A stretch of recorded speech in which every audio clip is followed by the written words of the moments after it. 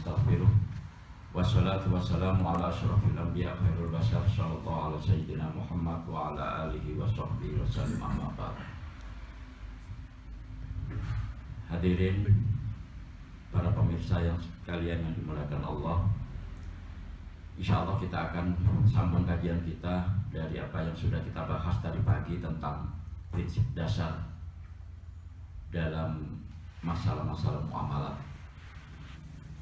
Dan sebagai pengingat, prinsip dasar dalam muamalah al-aslu fil asya al-ibahah illa ma dallat dalil ala tahrimihi.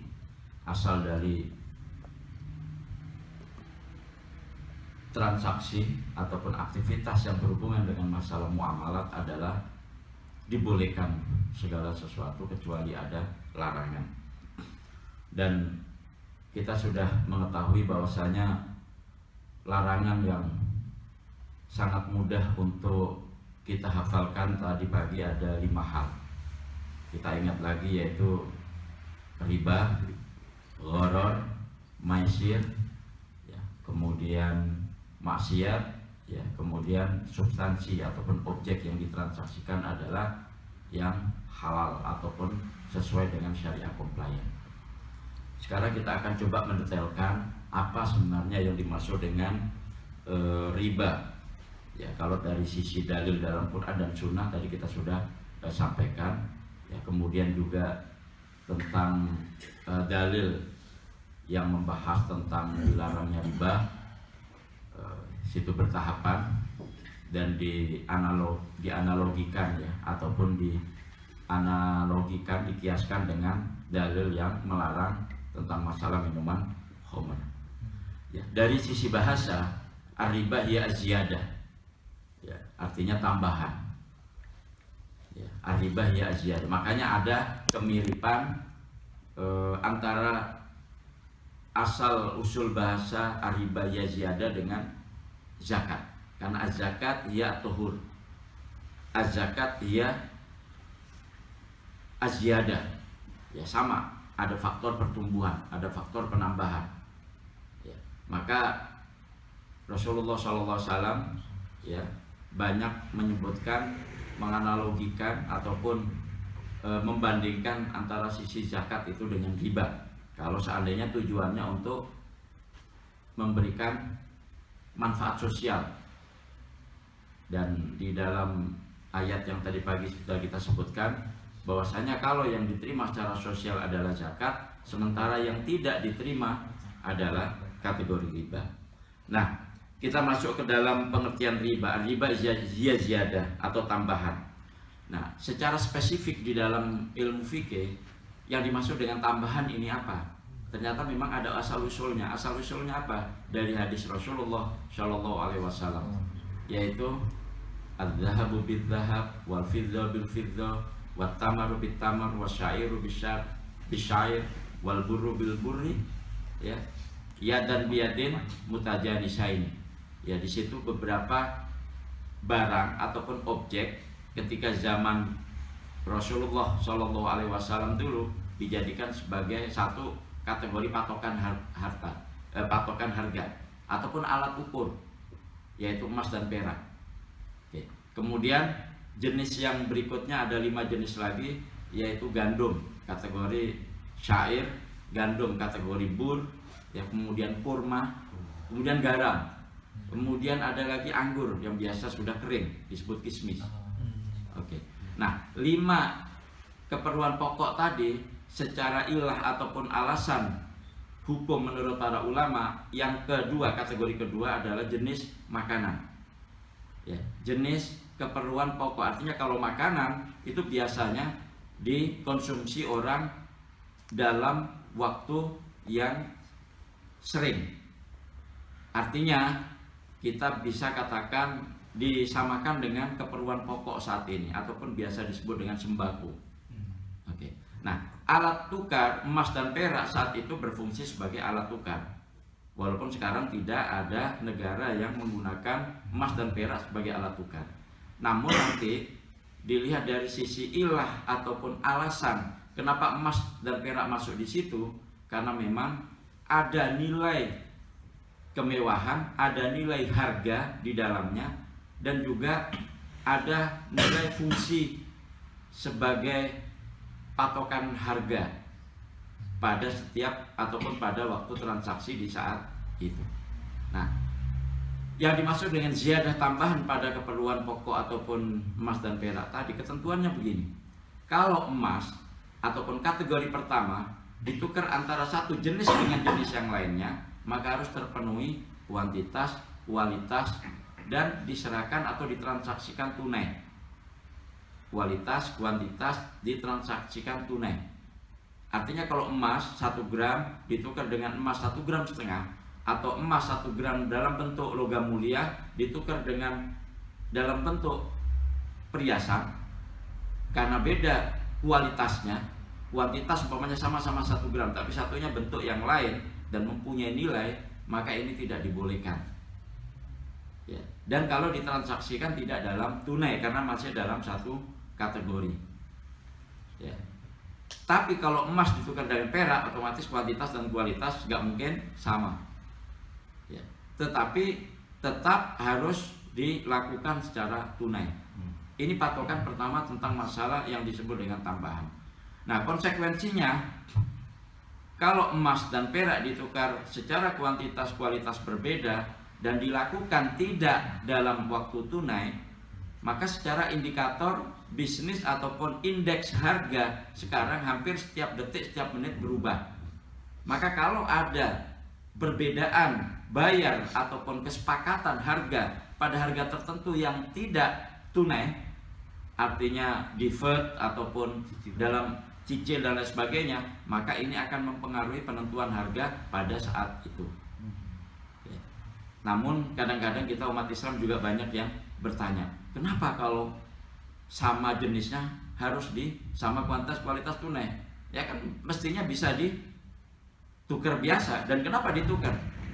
Pertanyaan ini mungkin bukan ataupun tidak bisa kita jawab, karena Allah dan Rasulnya ketika memberikan tuntunan tentang masalah riba, ya ini diinginkan oleh Allah Subhanahu wa Ta'ala, ya sebagai apa? Sebagai ukuran justice, sebagai ukuran price, ya di dalam sebuah transaksi barang. Nah, begitu juga dengan kategori makanan. Kalau tadi gandum yang bur ditukar dengan syair, beda kualitas, namun harus tetap tunai. Garam dengan anggur ataupun garam dengan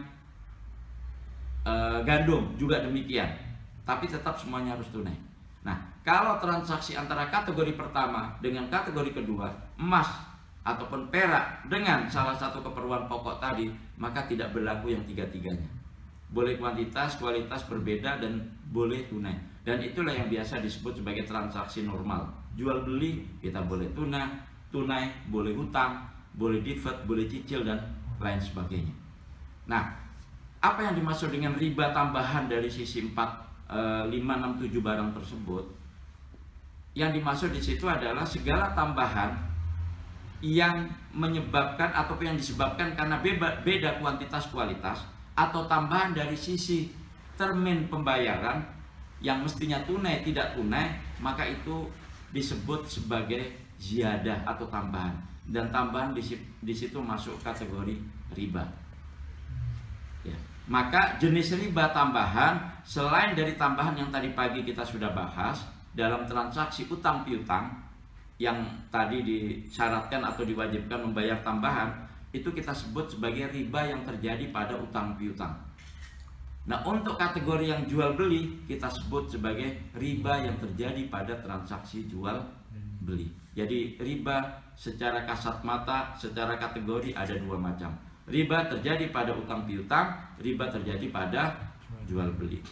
Nah, untuk kategori riba yang ada pada utang piutang, contoh tadi pagi ada kasus biasa di kita kalau dibandingkan antara pemakaian kartu kredit di Jepang dengan di Indonesia.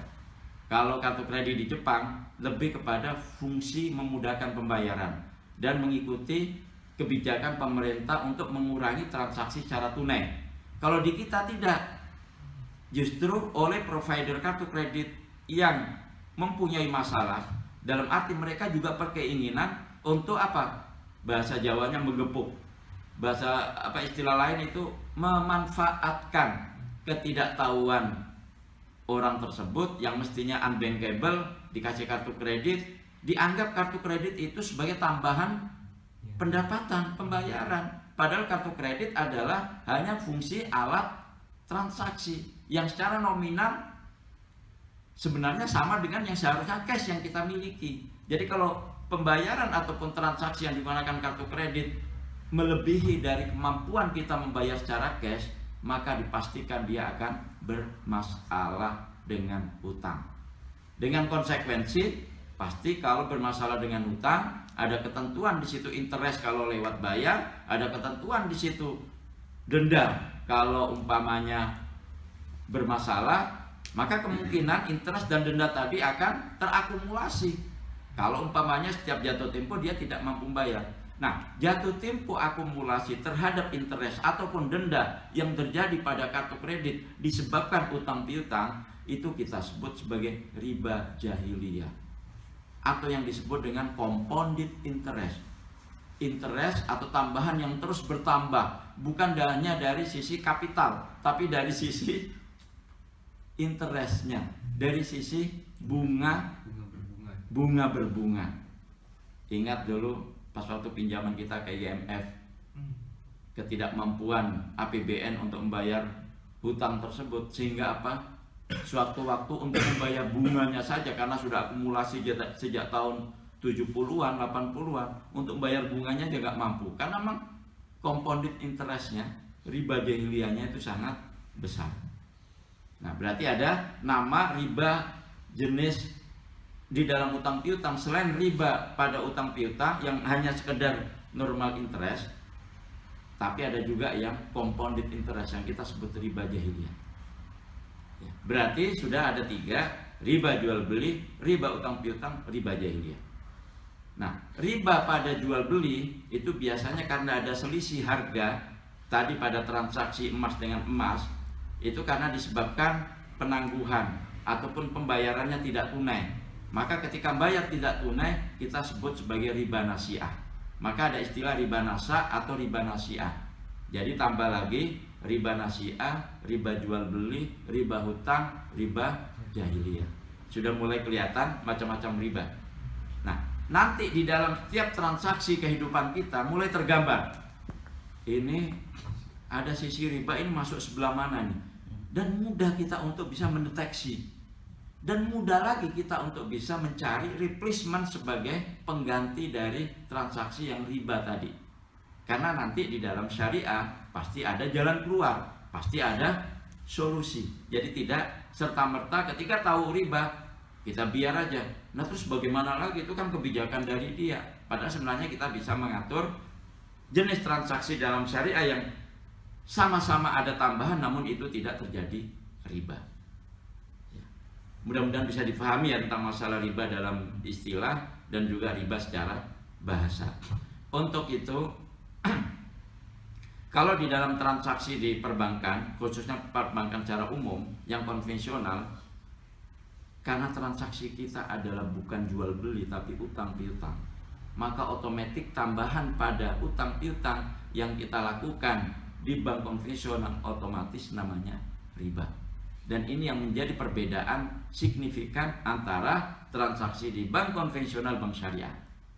Kalau bank syariah, ya memang ada ekuivalennya, ada rate-nya. Tapi rate-nya di situ bersumber bukan dari interest, tapi bersumber dari margin. Karena transaksi yang dilakukan adalah jual beli, atau bahasa produknya disebut pembiayaan murabahah, di mana bank membelikan barang itu dijual ke kita dengan kesepakatan ada tambahan margin dari kapital atau dari modal yang disepakati atau atas nego secara bersama. Walaupun nego tidak serta-merta langsung kepada bank, tapi pihak bank sudah display bahwasanya margin yang kami inginkan sekian. Namun ketika kita bandingkan antara bank satu dengan bank yang lain, lembaga keuangan satu dengan lembaga keuangan yang lain, artinya apa? Ada proses tawar-menawar sebenarnya dalam diri kita. Kenapa kok kita datang ke bank itu? Karena memang rate-nya relatif kecil. Nah, itu berarti apa? Proses tawar-menawar. kalau transaksi kita sifatnya adalah yang kecil-kecil. Tapi kalau transaksi kita besar, biasanya digelar karpet merah kita. Bahkan Bapak nggak usah datang ke bank, tim kami yang datang ke rumah. Bapak posisi di mana, kami akan datang. Nah, konglomerat lah ya.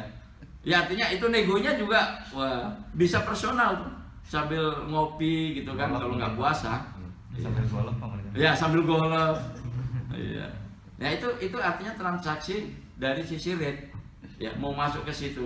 Nah besoknya lagi dari tim bank yang lainnya mengajukan, oh umpamanya sama rate-nya, tapi dia punya kelebihan. Wah biasalah.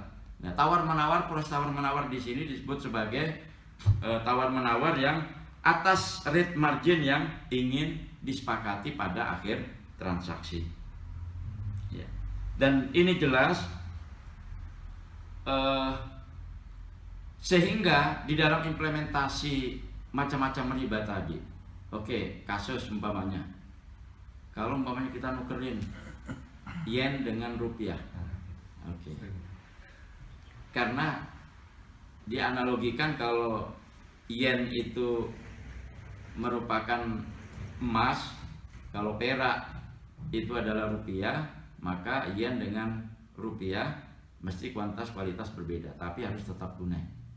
Untuk itu transaksi dalam money changer atau penukaran uang supaya syariah compliant harus dilakukan secara tunai ataupun cash.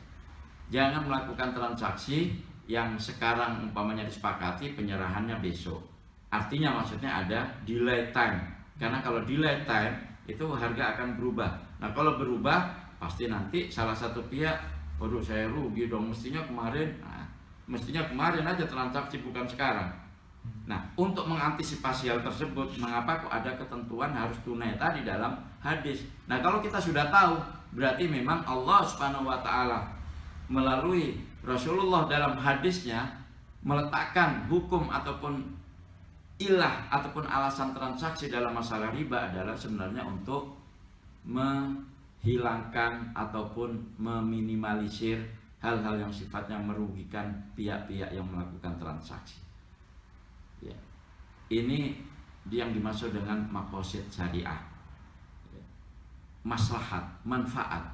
Ya. Maka sekali lagi kita bisa ataupun kita kalau mengimplementasikan sistem syariah dalam kehidupan ekonomi kita, maka sebenarnya di situ ada aturan maslahat yang akan kita terima. Memang sekarang belum terlihat. Memang sekarang belum terasa, namun secara kebijakan dan lain sebagainya, ya, diantaranya kalau transaksi perbankan syariah awalnya itu yang dominan transaksi murabahah. Kalau transaksi murabahah kan jual beli. Kalau jual beli kan memang ada objek yang ditransaksikan, kesepakatan, harga, dan di situ ada keuntungan, ya. Dan itu simple, mudah karena mewujudkan barang. Tapi kalau kita masuk kategori transaksi yang bersifat investasi, yang kerjasama, ini memang agak susah. Artinya apa? Harus mempunyai effort sendiri pihak bank dari sisi efisiensi, kemudahan. Nah kenapa tidak? Karena ketentuan dalam mudharabah ataupun musyarakah. Mudharabah sebagai yang punya modal, kalau untung dibagi secara bersama sesuai kesepakatan, tapi kalau rugi ditanggung oleh pemilik modal. Jadi kalau bank yang memberikan pembiayaan investasi kepada pengusaha melakukan investasi bisnis, kalau untung dibagi sesuai kesepakatan, tapi kalau rugi yang nanggung bank. Itu ketentuan dalam syariah. Maka di dalam sistem syariah sebenarnya investasi mudharabah itu sebenarnya bukan uang itu diserahkan saja, tidak. Pihak bank sebenarnya dia punya hak untuk bekerja juga, tapi bekerjanya bukan secara fisik. Bekerjanya memberikan konsultasi, coaching, mengarahkan. Supaya apa? Kalau nggak begitu nanti kena risiko rugi dia. Akhirnya apa? Semuanya ikut bekerja. Nah pihak pebisnis ataupun mudharib dia juga bekerja. Karena nanti ada profit yang akan didapatkan. Nah, untuk memastikan bahwasanya profit loss sharing tadi bisa sesuai dengan keinginan ataupun proyek yang sudah disepakati bersama, makanya ini perlu biasanya effort tersendiri. Dan bank juga tidak mau mengambil risiko begitu saja. Ya, pasti dia juga menaruh risk management pada transaksi ataupun pada portofolio yang sifatnya investasi mudharabah. Nah, begitu juga musyarakah. Tapi musyarakah kalau rugi dibagi sesuai dengan proporsi modal, karena musyarakah kan sharing kapital, sharing modal. Ada yang jenis modalnya itu tenaganya, atau modalnya itu yang modalnya adalah uang atau materi. Nah, nanti kalau untung dibagi sesuai kesepakatan, kalau rugi sesuai dengan proporsi modal. Sehingga dalam dua kategori mudharabah dan musyarakah, yang dipentingkan adalah kepercayaan setiap individu dalam melakukan bisnis. Nah, kepercayaan ini yang masih sulit didapatkan dari masyarakat secara umum, sehingga apa, susah. Akhirnya profit loss sharing belum diimplementasikan secara ideal. Semuanya masih disebut dengan revenue sharing. Jadi hitung-hitungan pendapatan hasil itu dihitung dari total aset yang dikelola, dikurangi nanti kewajiban-kewajiban. Nah, nanti hasilnya itu baru dibagi bersama. Bukan profit loss sharing. Ya, karena kalau profit loss sharing itu harus meletakkan kepercayaan pada masyarakat. Ya, untuk itu kenapa kok masih revenue sharing? Karena memang masih ada kendala di sisi kesikohan ataupun kepercayaan kepada masyarakat. Nah, untuk itu pihak bank kalau sudah bisa mulai memperbanyak sisi transaksi di mudharabah musyarakah, saya pikir insya Allah apa yang disebut dengan trickle down effect, ya, manfaat secara umum akan diterima banyak oleh masyarakat ketika jenis transaksinya bukan hanya sisi murabahah trading saja, tapi sudah menginjak pada musyarakah mudharabah. Nah, saya pikir ini jelas ya, sebagai tambahan dari kategori riba dan lain sebagainya ya, kemudian bagaimana transaksi musyarakah mudharabah ya. Mudah-mudahan ini bisa memberikan manfaat dan insya Allah besok kita akan lanjutkan ya. Kalau ada pertanyaan atau yang ditanyakan, mangga. Aku qouli hadza astaghfirullah. Assalamualaikum warahmatullahi wabarakatuh. Ya. Assalamualaikum warahmatullahi wabarakatuh. Ya, sedikit lah. Sangat menarik Kak terkait pembahasan mudharabah termasuk bunga tadi ya, yang kategori termasuk riba. Nah, saya ada beberapa poin, ada 3 poin sih yang saya analisis ya, yang selama ini memang bagi saya sendiri ya semacam sedikit abu-abu gitu ya, dalam hal kondisional gitu. Maksudnya begini, satu, saya membaca kasus sebuah teori ekonomi yang menyebutkan bahwa selama kita menggunakan uang kertas dan koin, itu artinya kita termasuk menggunakan bagian dari rate, artinya bunga ya, rate interest gitu kan. Nah, artinya apa? Bisa kita bayangkan ketika kita menggunakan uang kertas dimanapun berada, di negara manapun berada, hari ini dengan mungkin 3 tahun ke belakang atau 3 tahun ke depan, itu artinya nominalnya tetap sama tapi nilainya yang berbeda ya Pak ya, seperti itu. Katanya seperti itu secara teori ekonomi, padahal itu penulis sangat bagus ya bilang. Maksudnya bukan sisi pandang dari sisi orang muslim, tapi dia orang non muslim. Yang artinya begini, kalau saya baca itu teori cukup bagus ya. Pas saya kembali ke diri saya, oh ternyata benar juga gitu apa yang dia ungkapkan, bahwa selama kita menggunakan uang kertas atau koin, pasti itu termasuk kategori bunga. Nah, pertanyaannya kan, lah selama ini kita sehari-hari menggunakan uang kertas dan koin kan, seperti itu. Apakah itu termasuk kategori bunga, apa yang dimaksud di beberapa keterangan hadis dan seterusnya, mungkin bisa dijelaskan. Nah, poin yang ada 3 poin sebenarnya. Yang kedua terkait dengan beasiswa nih Pak. Sangat menarik ini diskusi dalam sebuah grup, saya sempat ikut diskusi juga. Hal ini kan terkait dengan beasiswa yang bersumber dari APBN. Saya fokuskan aja deh LPDP gitu Pak. Yang dulu sumbernya itu dari pendapatan negara, yang memang dari bunga lah, ibaratnya uang negara diinvestasikan untuk apa, atau dipinjamkan atau diapakan, investasi lah gitu. Nah, nanti kan ada bunganya, keuntungan bagi negara. Nah, bunganya ini digunakan untuk beasiswa. Lantas ya sebagian orang berpendapat bahwa lah kita mendapatkan dari bunga kan beasiswanya gitu kan. Tapi saya berpikir begini, kita kan sebagai rakyat kita ada batas tanggung jawab, di mana pihak tanggung jawab ya itu urusan pemerintah kan, ada umaro lah seperti itu. Kalau saya sih berpikirnya seperti itu. Tapi di sisi lain ada orang yang memang tidak menggunakan beasiswa. Lantas saya pertanyaannya simpel, saya bilang.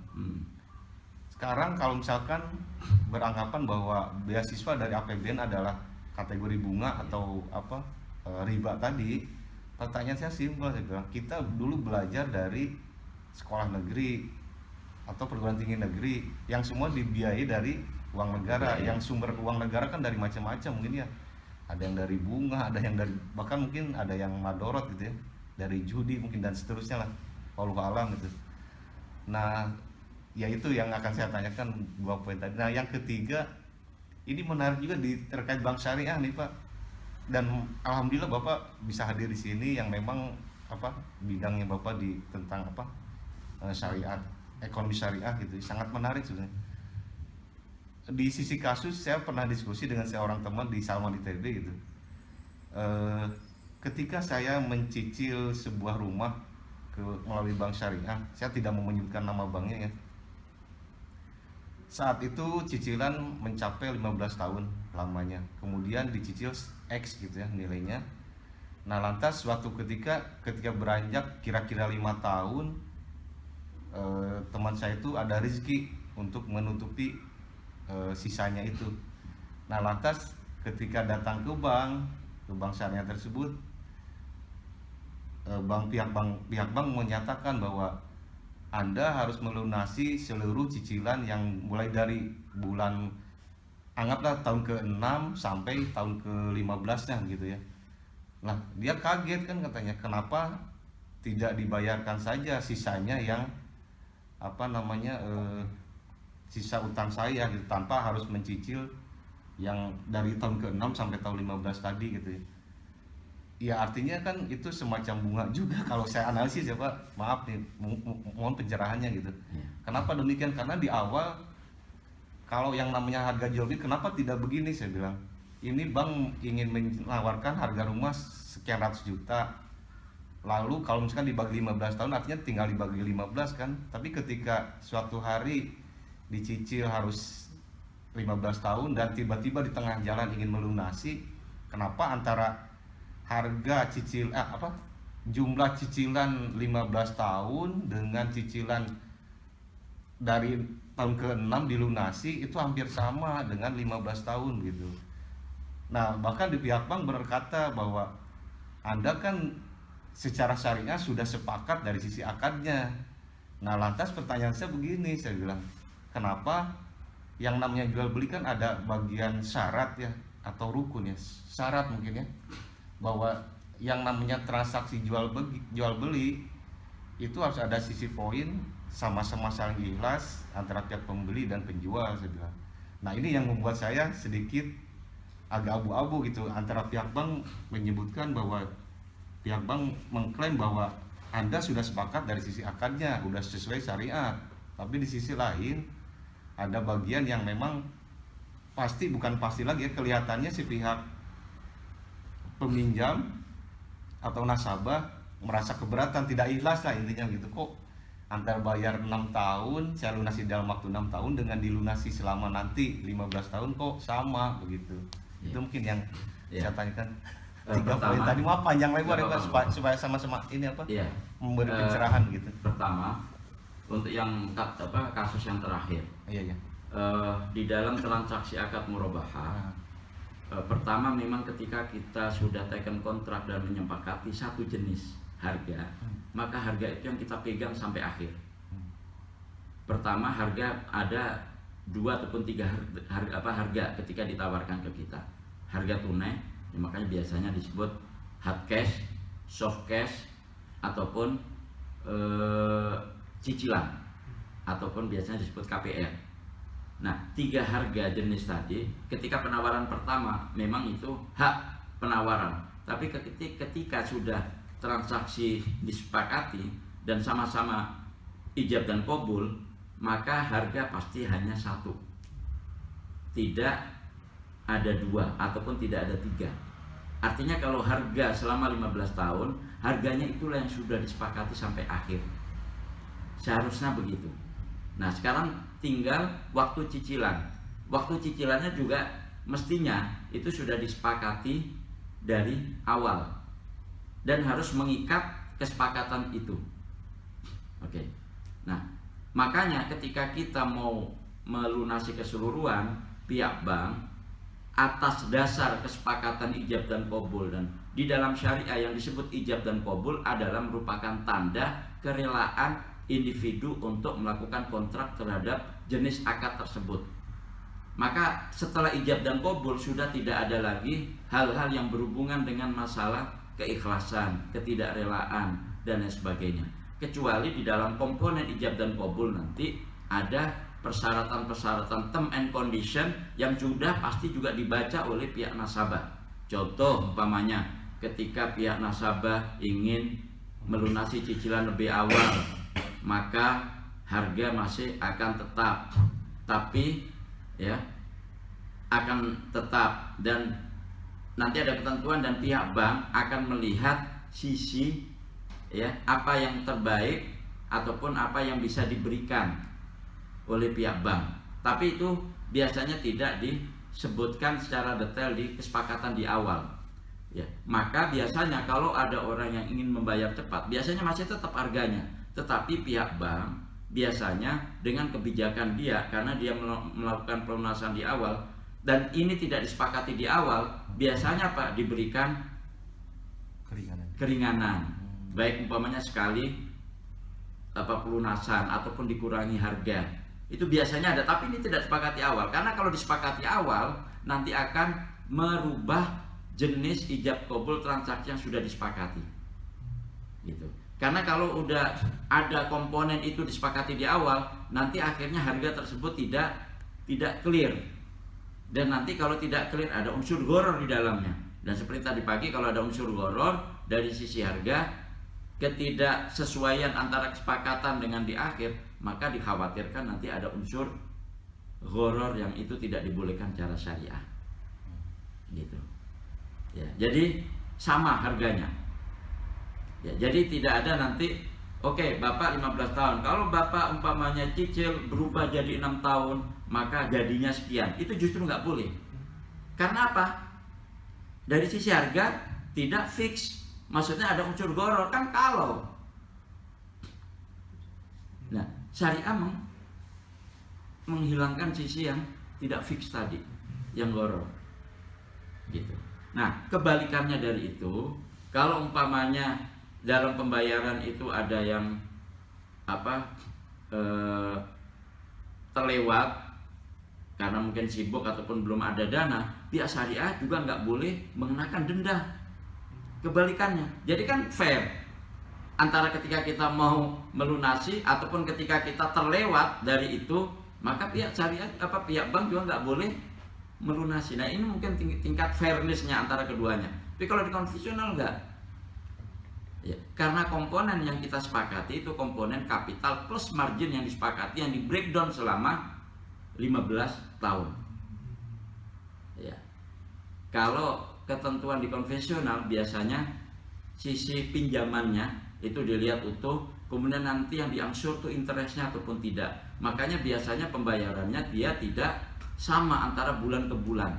Ini interestnya bisa naik, bisa itu perbedaannya. Maka sangat berbeda cara berpikir kita antara murabahat tadi dengan pinjaman ataupun utang piutang. Ini supaya bisa memberikan tambahan. Ya, kalau kebanyakan bank syariah itu yang kalau ada yang mau membayar awal melunasi itu biasanya akan diberikan keringanan. Tapi dia tidak akan disepakati karena memang tidak boleh disepakati. Kenapa tidak boleh? Karena itu nanti memberikan peluang untuk ada unsur gharar di dalam harga, gitu loh. Ada unsur gharar di dalam harga. Ya, mudah-mudahan ini. Kemudian yang kedua tadi tentang apa tadi? Beasiswa. Oh ya, beasiswa. Oke. Ya. Kadang-kadang kita dalam berpikir karena saking kita memahami itu secara utuh dan kita bacanya itu secara letterlock gitu ya. Sehingga hal-hal yang sifatnya ada di sekitar kita dengan semangat idealisme kita tanpa melihat sisi maslahat yang lain, maka kita memberikan keputusan hukum ataupun fatwa pada diri kita itu yang betul-betul bahasanya itu uncommon fatwa. Ya, artinya tidak umum, dan itu oke. Setiap individu dia punya hak prerogatif untuk menentukan mana yang terbaik. Tapi di dalam menentukan fatwa tidak serta-merta model yang beasiswa kayak begitu langsung kita hukum haram. Karena kita ada punya fikih maslahah, fikih taisir, ya, punya fikih aulawiyat. Nah, oke, kalau umpamanya kita tahu, karena kita memang ahli ekonomi dan tahu sumber LPDP adalah hasil investasi, hasil investasinya juga yang didapatkan dari rate interest karena tidak menggunakan syariah dan lain sebagainya. Apakah dia bisa detail mengetahui bahwasanya alokasi LPDP itu interest dari investasi? Satu. Yang kedua, kalaupun umpamanya betul seperti itu, apakah itu menjadi tanggung jawab kita sebagai penerima LPDP? Padahal kalau dibalik cara berpikirnya adalah justru ya, rakyat ataupun bangsa Indonesia seharusnya banyak mendapatkan subsidi dan juga biaya yang sebagai servis hak kita sebagai rakyat untuk melanjutkan perkuliahan. Dan sementara kayak begitu agak susah di kita. Seharusnya kita berpikir kayak begitu. Artinya apa? Sisi kalau madzolim ataupun kedalimannya itu justru lebih dalim pemerintah ketika nggak memberikan beasiswa, bukan ketika sudah mendapatkan beasiswa kemudian diurut-urut dari sisi maslahat yang seperti itu. Wallahu alam, ini cara pandang saya ya ketika mengukur setiap kasus ya dari ujung sampai dari hulu ke hilirnya, itu memang harus kita pertimbangkan. Jadi nggak serta-merta. Ini hampir sama jawabannya ini dengan yang pertanyaan pertama tentang masalah uang kertas. Oke, kita tahu idealnya adalah transaksi kita, duit kita adalah langsung emas dan perak kalau kita ngikutin dirham syariat. Iya, dirham. Tapi itu kapan akan terjadi?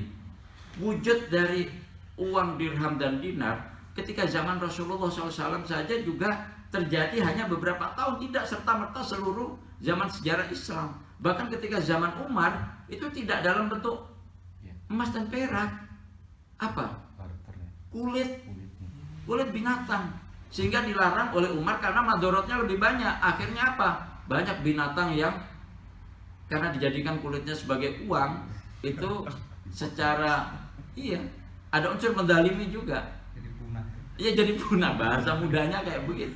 Artinya apa? Secara semangatnya awalnya memang secara idealnya ada bagaimana bisa menentukan valuation nilai yang bagus adalah sebenarnya emas dan perak, tapi tidak serta-merta itu bisa digunakan dalam posisi transaksi zaman sekarang. Apalagi komoditas emas itu juga sudah punya patron tersendiri sebagai komoditas. Nggak serta-merta negara itu mau melakukan itu. Ini baru sisi implementasi makro, belum implementasi mikro. Ya memang sangat bagus lah duit kita. Kebayangkan kemana-mana kantongan kita emas gitu kan. Bahkan bawanya pakai apa? Kantong kecil itu kayak zaman kerajaan dulu ya. Akhirnya apa? Banyak nanti duit itu nggak beredar kayaknya. Kenapa? Di cap. berat. Ya bukan hanya berat. Kan orang berpikir cara pandang zaman sekarang kan komoditas logam mulia sebagai saving. Nah simpan, nanti duitnya disimpan semuanya justru nggak ada peredaran. Akhirnya dikeluarin apa? Cek ataupun bentuk kertas sebagai tanda kita mempunyai emas gitu. Akhirnya beredar juga uang cek tersebut. Sama aja. Jadi kertas giro juga yang beredar. Nah itu asal usulnya transaksi uang kita saat ini. Ya. Makanya idealnya sih memang, makanya ada sebagian sekolah kita yang melakukan di depan umum menyobek uang. Ini sumber dari interest. Ya memang betul. Tapi Anda kalau tidak menggunakan itu mau melakukan apa gitu kan transaksi. Betul. Maka cara berpikirnya kita harus berpikir secara sistematik, tadriji, dan nggak bisa memaksakan. Cara pandang kita juga harus teratur. Implementasi mikro, implementasi makro, kebijakan negara, ketentuan legal, mudahnya di industri, mudahnya kita transaksi, semuanya kita pikirkan. Makanya ada kaidah usul ma la yudraku kulluhu la yutraku julluhu. Apa yang tidak dapat secara keseluruhan tidak harus ditinggalkan secara keseluruhan. Bahasa Jawanya siku capang siku caping ya. lanjutkan sendiri lah, saya juga nggak tahu. Artinya yang dipegang itu pada berjatuhan, yang mau diraih belum tentu dapat. Nah, itu panjang juga tafsiran bahasa Jawa terhadap kaidah usul fiqh tadi ya. Ya, artinya memang harus tadriji ya, dan semuanya sudah diukur. Makanya tentang masalah fatwa juga, hadirin sekalian ya, masalah fatwa juga dalam ketentuan setiap negara juga berbeda-beda, karena memang sikon dan kondisi sosial ekonomi berbeda. Di kita terkenal moderat ya, bahkan sesuai dengan kaidah juga. Kaidahnya begini, idza dzaqal amru ittasa wa idza ittasal amru dzaqa.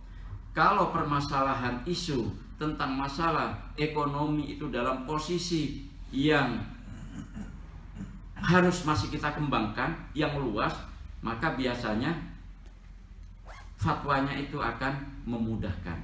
Tapi kalau sudah fix, idealitanya sudah bisa kita dapatkan, kemudian sudah bisa didapatkan, biasanya fatwanya langsung menyempit dan agak strict.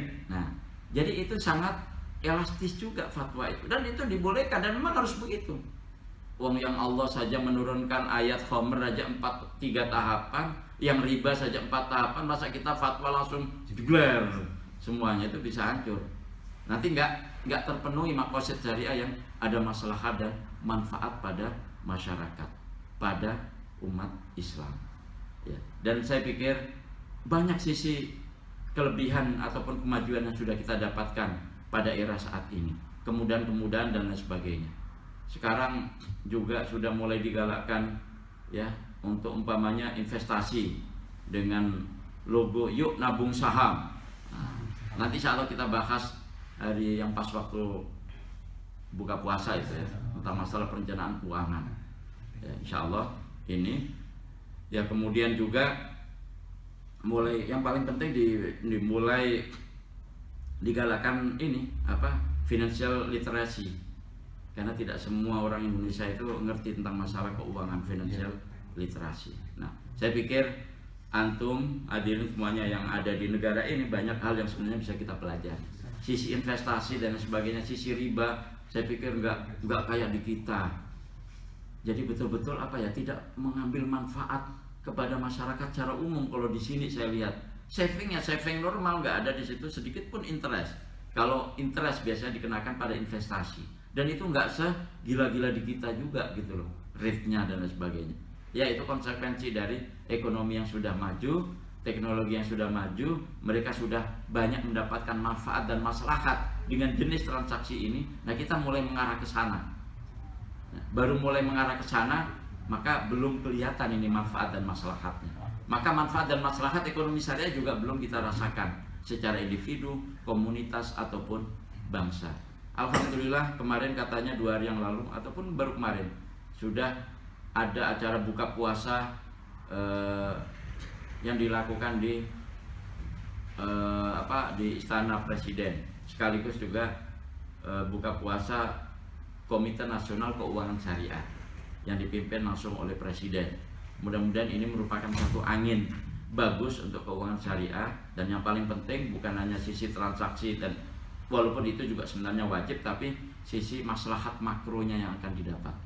Ini yang paling penting, dan itulah yang akan membuktikan bahwasanya memang maslahat dan maqasid Allah menurunkan syariahnya pada sisi kehidupan kita, pasti ada manfaat yang akan kita terima. Ya, itu mungkin yang bisa kami sampaikan. Masih ada lagi?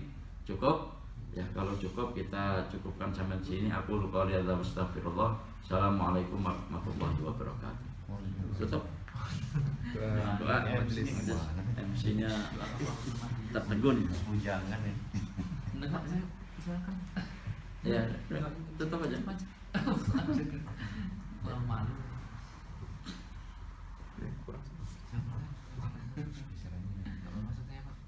Enggak, doa kafaratul majelis saja. Mari kita tutup. Ya, mari kita tutup majelis kita pada siang hari ini dengan doa tutup majelis, dengan membaca alhamdulillah dan doa tutup majelis. Ya, terima kasih kepada Ustaz dan hadirin sekalian. Wassalamualaikum warahmatullahi wabarakatuh. Waalaikumsalam.